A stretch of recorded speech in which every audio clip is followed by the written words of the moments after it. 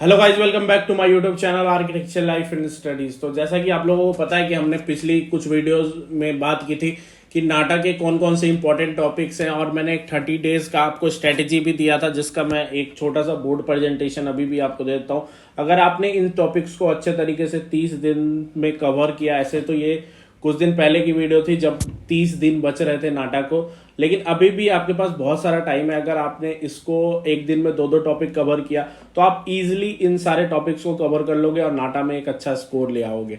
आज की जो वीडियो होने वाली है, आज की वीडियो में हम बात करेंगे कि नाटा या फिर जेईई मेन पेपर 2, बहुत सारे भाइयों के क्वेश्चन आते हैं कि भैया कौन कौन से कॉलेजेस के फॉर्म भरने चाहिए, कौन कौन से स्टेट काउंसिलिंग के फॉर्म भरने चाहिए, बहुत सारी चीजें ऐसे क्वेश्चन आते हैं। तो मैं आपको एडमिशन, नाटा में जो एडमिशन होता है या फिर बैचलर ऑफ आर्किटेक्चर में जो डिफरेंट टाइप्स ऑफ एडमिशन होते हैं, आज उसी के बारे में बताऊंगा जिससे कि आपका कोई फॉर्म छूटे ना। क्योंकि क्या होता है, बहुत सारे फॉर्म निकलते जाते हैं, आपको पता नहीं रहता है कि आपके लिए ये इंपॉर्टेंट है, ये कॉलेज का यूनिवर्सिटी काउंसिलिंग का फॉर्म अवेलेबल हो चुका है, ये मेरे लिए इंपॉर्टेंट है कि नहीं है। क्योंकि आप सिर्फ और सिर्फ नाटा देने और नाटा की तैयारी में रह जाते हैं। तो आज ये वीडियो पूरी लास्ट तक देखना। जब लास्ट तक देखोगे तो आपको क्लियर हो जाएगा कि नाटा में कितने टाइप ऑफ एडमिशन होते हैं। देखो, एक दो वीडियो में मैं इसे कंप्लीट करूंगा क्योंकि एक वीडियो में बहुत लंबा टॉपिक है, ठीक है, पूरा एडमिशन का प्रोसेस। तो सबसे पहले हम बात करते हैं कि नाटा में कितने आपके टाइप ऑफ एडमिशंस होते हैं, ठीक है। एक हो गया हमारा सबसे इंपॉर्टेंट जो होगा वो होगा आपका जोसा, ठीक है, जोसा और सी सैब काउंसलिंग। दो काउंसलिंग्स आपकी होती है, एक होता है जोसा, दूसरा होता है हमारा सी सैब काउंसलिंग। ये किससे होता है? ये हमारा होता है जेईई मेन पेपर 2, ठीक है। जेईई मेन पेपर 2 जितने भी बच्चे देंगे जो क्वालिफाई करेंगे, और उससे एडमिशन आपको जोसा और सी सैब काउंसलिंग से मिलेगा। पहले 7th राउंड में जोसा होता है आपका, ठीक है। देन फिर 6th राउंड तक जोसा होता है, और 7वें राउंड से आपका स्पॉट काउंसलिंग होती है जो कि सी सैब से होती है। और सी सैब में आपके 2 से 3 काउंसलिंग्स होते हैं, ठीक है। 2 से 3 राउंड ऑफ काउंसलिंग होते हैं सी सैब के, और 6 राउंड काउंसलिंग होते हैं जोसा के, ठीक है। इसमें जो टोटल कॉलेजेस हैं वो आपके 11 to 12 कॉलेज हैं जो कि आर्किटेक्चर में आते हैं। बाकी के जितने भी इंडिया में कॉलेजेस हैं उसमें अगर आपको एडमिशन लेना है तो उसके लिए एक डिफरेंट प्रोसेस है। डिफरेंट प्रोसेस ये भी है, देखो 2020 में हमारा ना एजुकेशन रूल में चेंज आया था। आर्किटेक्चर का जो हमारा एजुकेशन रूल था उसमें थोड़ी बहुत चेंजेज आई थी। क्या चेंज आई थी कि जो भी बच्चे आर्किटेक्चर में अगर एडमिशन लेना चाहते हैं तो उन्हें नाटा क्वालिफाई करना पड़ेगा, नाटा क्वालिफाई करना पड़ेगा। ये जेईई मेन के लिए भी था, लेकिन कुछ कारण बस अब क्या किया गया है कि सेंट्रल फंडेड जो कि जेईई मेन से मिलते हैं उनमें आपको नाटा क्वालिफाई नहीं करना पड़ेगा। उनके अलावा जितने भी कॉलेजेस हैं जो कि आर्किटेक्चर करवा रहे हैं, जो जोसा और सी सैब काउंसलिंग में नहीं है, जोसा और सी सैब काउंसलिंग में नहीं है, उनमें अगर आपको एडमिशन लेना है तो आपको नाटा क्वालिफाई करना पड़ेगा। सिर्फ और सिर्फ जेईई मेन से आपकी एडमिशन नहीं होगी। हमारे टाइम में क्या होता था, अगर आपने जेईई मेन दे रखा है और अगर आपने जेईई मेन क्वालिफाई कर लिया है तो आप जेईई मेन से भी किसी भी प्राइवेट कॉलेज में एडमिशन ले सकते थे, अगर वो सिर्फ और सिर्फ जेईई मेन देने पे आपको एडमिशन देता है। लेकिन अब रूल ही हो गया है कि जेईई मेन से आपकी एडमिशन नहीं होगी अगर आपने जोसा और सी सैब काउंसलिंग में अगर आपको सीट नहीं मिलती है तो नाटा के देखो डिफरेंट एडमिशन के फॉर्म्स है। अब क्या है, अगर आपने नाटा दे रखा है तो आप यूनिवर्सिटी काउंसलिंग भी करा सकते हैं। क्या करा सकते हैं? University counselling. एक दूसरा हमारा होता है स्टेट काउंसलिंग, ठीक है।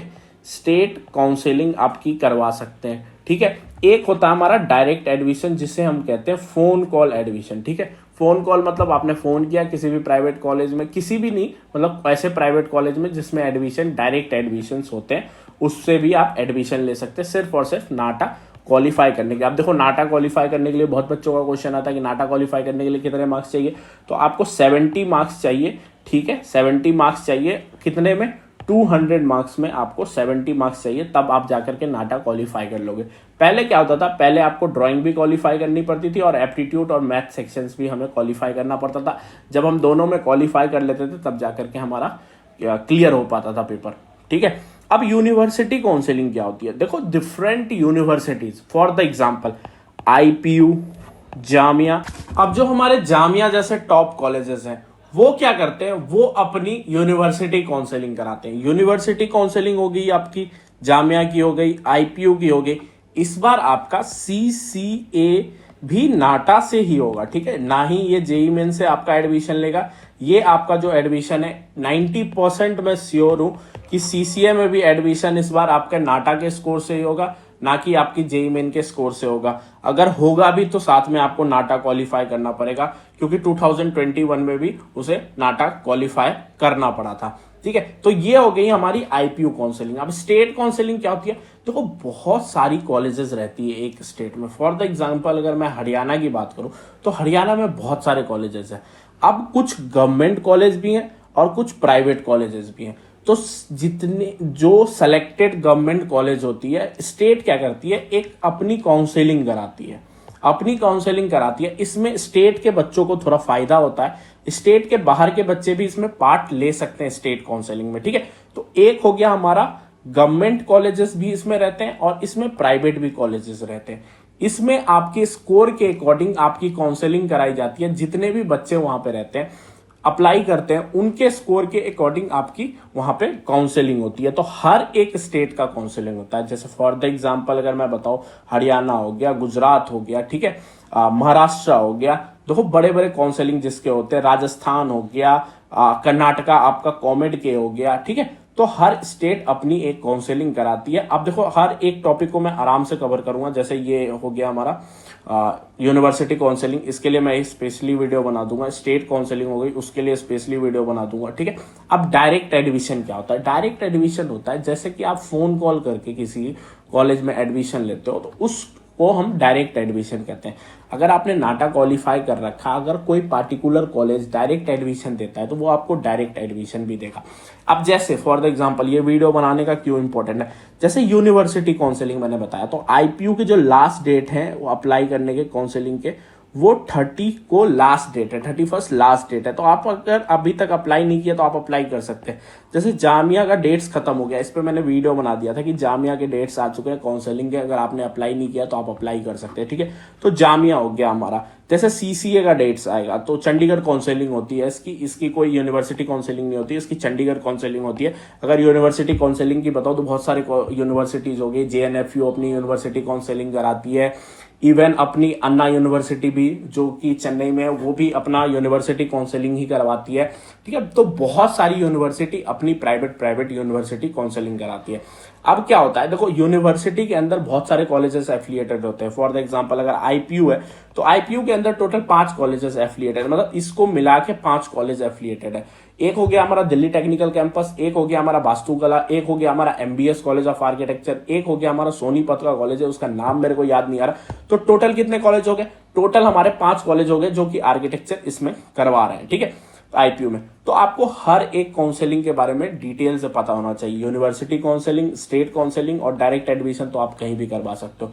और दूसरी हमारी इंपॉर्टेंट हो जाती है जोसा और सीसैप। जोसा सीसैप जो कि आपका जेईई मेन से होने वाला है। जोसा सीसैप पे आपको बहुत सारी वीडियोस मेरी पहले भी यूट्यूब चैनल पे मिल जाएगी, ठीक है। अब आपको क्या करना है, मैं अगले वीडियो में, अगला वीडियो आपको मेरे को देखना है, मेरा देखना है। अगर आपने अभी तक चैनल ने सब्सक्राइब नहीं किया तो फटाफट अब चैनल को सब्सक्राइब कर दो। चैनल को सब्सक्राइब कर दोगे तो जब भी नेक्स्ट वीडियो आएगी मेरी, आपको अपडेट मिल जाएगा। तो मैं आपको बताऊंगा कौन कौन सी यूनिवर्सिटीज है जो कि अपना यूनिवर्सिटी काउंसलिंग कराती है।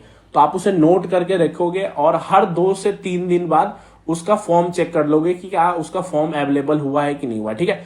यूनिवर्सिटी काउंसलिंग होगी। देन फिर नेक्स्ट वीडियो में हम बात करेंगे कि स्टेट कौन कौन सी है और जो स्टेट काउंसलिंग कराती है उसके स्टेट के डेट कैसे निकलते हैं, उनकी प्रोसेस क्या है एडमिशन का, क्या पहले आपको फॉर्म फिल करना पड़ेगा, फिर क्या फिल करना पड़ेगा, ये सारी चीजें बात करेंगे, ठीक है। हर एक चीज के बारे में हम एडमिशन के बारे में अच्छे तरीके से बात करेंगे, ठीक है। तो आज मैंने आपको सिर्फ बता दिया कि आपकी यूनिवर्सिटी काउंसलिंग होगी, स्टेट काउंसलिंग होगी, या फिर डायरेक्ट एडमिशन होगा, या फिर आपका जोसा और सीसैप काउंसलिंग होगी। टोटल आपको 5 टाइप ऑफ एडमिशन काउंसलिंग मैंने बताया नाटा में, ठीक है। बाकी आपको बस यही करना है कि बेल आइकन बजा के रखना है। जैसे ही वीडियो आए आप वीडियो को देख लो। अगर लेट करते हो तो मे बी ये भी हो सकता है कि आपको मैं किसी लास्ट मोमेंट पे भी मतलब वीडियो बना के दूं कि भैया इसका 2 दिन बच रहा है, जल्दी से जल्दी अप्लाई कर दो। अगर वीडियो 2 दिन आपने छोड़ दी तो आप अप्लाई नहीं कर पाओगे और आपको बाद में बहुत टेंशन होता है, ठीक है। जैसे दिल्ली के जितने भी बच्चे हैं वो अभी आईपीयू का काउंसलिंग फिल करते, क्योंकि इसमें आपका स्टेट कोटा लगता है, ठीक है। स्टेट कोटा आपको मिलता है और बहुत सारी सीटें रहती है आईपीयू में बच्चों के लिए। इवन इसकी जो फीस है और कॉलेज का इंफ्रास्ट्रक्चर आप देखोगे तो आप खुशी हो जाओगे, ठीक है। तो जल्दी से जाओ और आईपीयू का अप्लाई कर देना, बाकी मेरे चैनल को सब्सक्राइब कर लेना।